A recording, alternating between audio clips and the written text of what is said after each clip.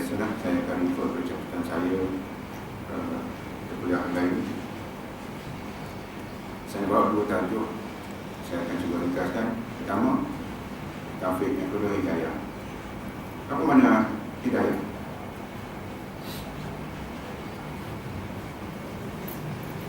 Pemberian Allah, pemberian daripada Allah. Kenapa mana taufik? Itu salah banyak perkara ni kan. Kelas nanti kita share. InsyaAllah hidayah bermakna petunjuk dari Allah mengajak kita kepada kebaikan. Dan taufik pula kekuatan dan dorongan untuk melakukan kebaikan. Bukan semua orang dapat. Bukan semua orang Allah SWT bagi taufik untuk kita datang ke surga. Orang yang minta, orang yang memilih untuk dibagi taufik, itu ya Allah bagi. Bagi sekali kita mesti doa minta taufik dan hidayah ke Allah tak kekal lagi kan. Orang yang diberi hidayah dan petunjuk daripada Allah ni, sama ada diberi hidayah daripada kafir masuk Muslim, yang kita pernah sebut apa nama 4 jenis manusia yang dilahirkan di dunia ini, di mana lahirnya sebagai kafir, lahirnya sebagai kafir, lahirnya sebagai Muslim, hidupnya sebagai Muslim, dan akhirnya sebagai Muslim. Yang 4 itu. Yang keduanya, lahirnya sebagai Muslim, hidupnya Muslim, akhirnya Kafir. Na'udzubillah. Dan yang ketiga, lahirnya sebagai kafir, kita orang kafir, hidup sebagai kafir, tapi Tuhan nak bagi hidayah, akhirnya dalam iman. Dan seterusnya, yang keempat, yang dilahirkan sebagai kafir, hidupannya kafir, dan akhiran hidupnya sebagai kafir juga. Okay. Bagaimana nak mengekalkan hidayah?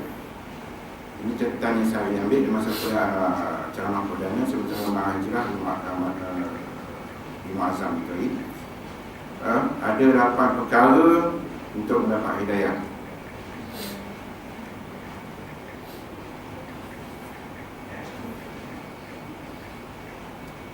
Okey. Nak mendapat hidayah, pertama kena berilmu. Orang yang tidak berilmu, dengan tidak adanya ilmu menjadi halangan untuk mendapat hidayah. Dengan tidak adanya ilmu, dia akan jadi sombong.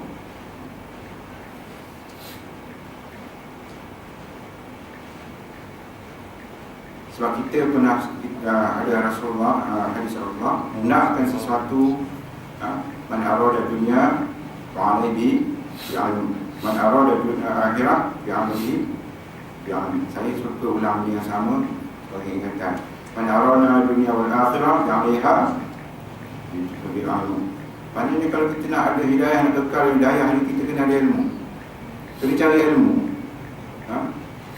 Kalau tak ada ilmu, kita tak tahu yang kita dapat tu betul tak betul. Yang kita dapat tu petunjuk sama ada apa nama yang kita hidayah kita dapat betul hidayah ataupun apa nama orang kata mainan syaitan saja. Yang kedua, saya nak ringkas tu. Jauhilah kita daripada sifat-sifat bid'ah. Untuk kekalkan dalam hidayah. Mana perkara bid'ah hendaklah dijauhi. Amalan kita kalau nak diterima oleh Allah, kita kena ikhlas, dan bertepatan dengan syarak. Mana tu dengan ilmu jugalah. Yang ketiga, kita kena kekalkan, kena jaga dosa-dosa hati. Pertama, kena jaga riak, ujub dan sum'ah. Macam mana nak hindarkan riak?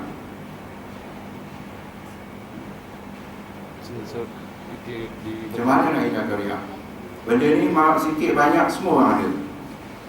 Setengah orang kalau ada orang besar-besar datang, kira-kira sibuk lah. Waktu tu lah dia nak sembahyang sunat ke, waktu tu lah nak tunjuk baik ke, semua dengan kat orang apa lama, orang besar dia kan. Kalau riak ni, kalau buat kerana Allah, kerana orang pun riak, tak buat kerana orang pun riak. Mana apa-apa hal pun kerana Allah. Jadi yang saya dapat cara menghilangkan riak, kita fikir kalau kita nak buat tu sebab kerana haji ni ke, kerana ini nak puji ke, no, tak payah. kita fikir senang je, bukan dia boleh bagi pahala kat kita. Kalau kita fikir termasuk syaitan yang masuk benda-benda kita fikir pasal orang ke, bukan dia bagi pahala. InsyaAllah clear. Jangan dibuat dah nanti orang tengok kat alim dah, jangan ini. Macam saya dulu kat sini pun saya takut. Orang tidak, tapi saya tak peduli. Balugh ni wala ayat kan. Kita jangan jadi sampai saya hantar tadi dalam WhatsApp tadi seorang ustazah kan. Untuknya apa nama artis-artis yang masuk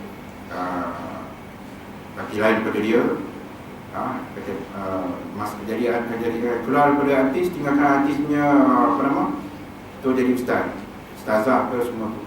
Saya tak faham sungguh lah orang macam tu. Orang jadi yang orang nak kepada kebaikan dia tak suka pula. Sebab tu kata syaitan ni ada dua jenis. Satu, syaitan daripada jin tu sendiri yang memang membisik dalam hati kita benda yang tak elok. Kedua, syaitan daripada manusia yang mengajak kepada tak elok. InsyaAllah kita jangan jadi orang yang jadi syaitan orang yang bersyaitan.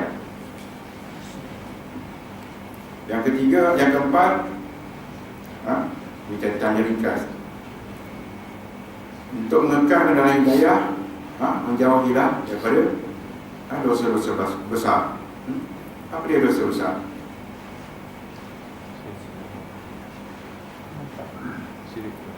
Menipu tu dosa besar, dosa juga. Menipu ada dua jenis. Satu menipu kecil, dan satu lagi menipu besar. Macam mana menipu kecil? Menipu kecil ni dia menipu apa nama? Tak ada orang sunat cik. Menipu kecil ni dia menipu hak orang. Dan apa nama? Dia apa nama? Berkekalan dengan dosa. Kalau menipu apa?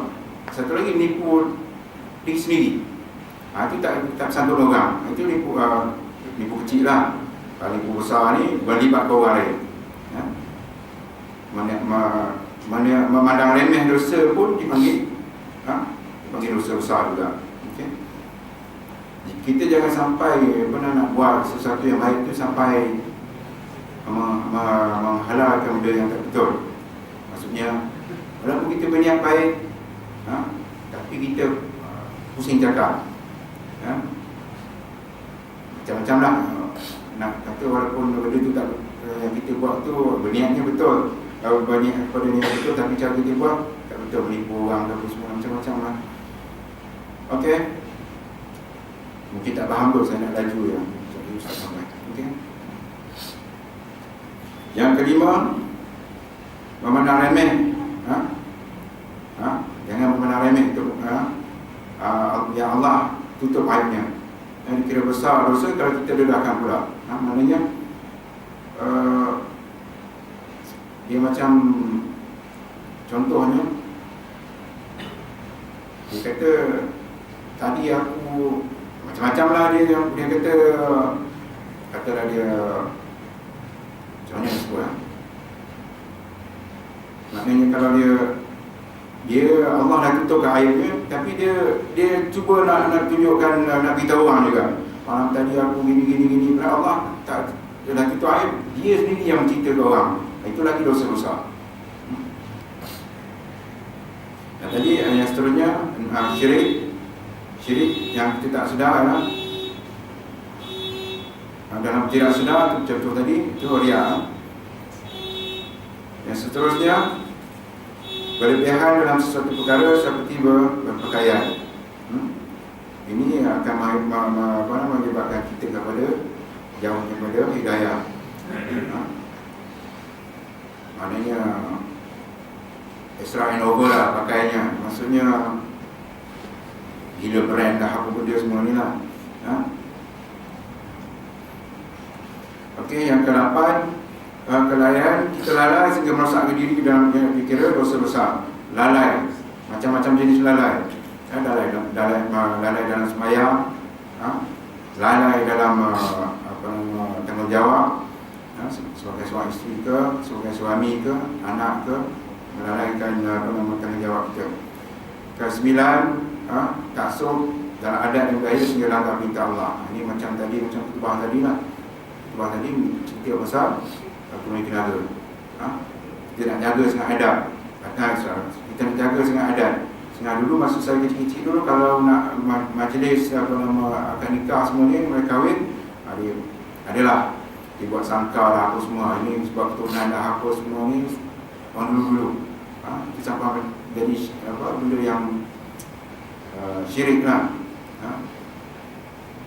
Ataupun nak jaga sangat permintaan orang tua, nak kena ada bersanding lah holistik. Ini jaga adat. Ini untuk nenek minta kena buat. Tak betul semua tu, sampai melanggar perintah Allah. Yang seterusnya, jauhkan kita pada hidayah, kita ni asyik dengan hal orang. Kita ni asyik dengan diri sendiri, tak peduli dengan orang lain. Aku tak peduli orang lah. Orang nak kata apa, katalah, aku tak peduli orang. Datang surau ke, nak campur masyarakat ke, tak, semua tak ada. Kira dia je.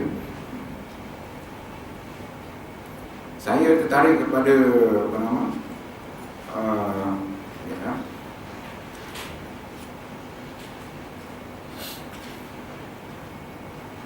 jalan-jalan yang sebenarnya untuk mendapat hidayah itu kita pertama sentiasalah kita dalam bertauhid. Jaga kita punya akidah. Jadi syirik kecil tadi, riak semua tu part of syirik. Kita kena jaga kita punya akidah, sentiasa bertauhid. Yang pertama, maknanya jaga akidah. Yang seterusnya untuk mendapat jalan-jalan mendapat hidayah, sentiasalah kita berkeinginan untuk bertaubat. Biasa dalam sembahyang, kalau orang tanya kenapa lepas bagi salam tu dia disebut Astaghfirullahalazim. Kenapa? Kebanyakan kita mengikut dia tak tahu hujung akal ni. Walau alim ke, walau kita rasa khusyuk sekali sembahyangnya, kita tetap akan merendahkan diri kepada Allah. Dan kita mesti ada sikit sebanyak dalam sembahyang ni yang tak betul. Sama ada kita sembahyang jemaah ke seorang ke, apatah lagi jemaah ni kan, imam saudara, ustaz yang panjang, adalah mesti datang benda-benda tu. Imam dah mula dah tanpa orang sebelah ni berbawa, listing semua dah masuk. Jadi mengganggu kita walau sekecil besar, walau kita sangka kita dah orang kata dah perfect sembahyang solat kita, no, kita tetap boleh minta Astaghfirullahalazim. Kita sentiasa ada kekhilafan.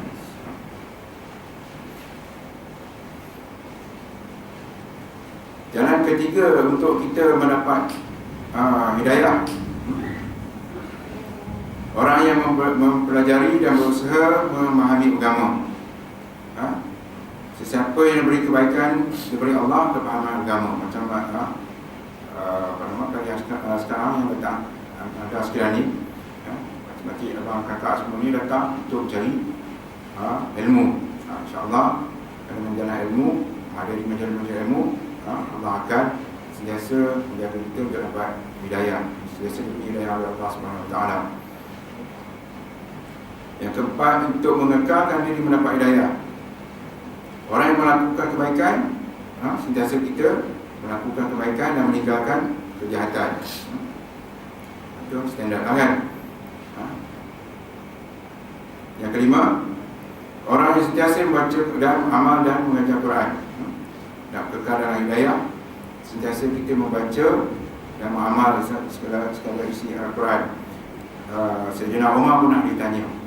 Sayyidina Umar ni, kalau itu sejarahnya yang kita baca, kita dengar, dia mengambil masa 9 tahun untuk menghafal surah Al-Baqarah.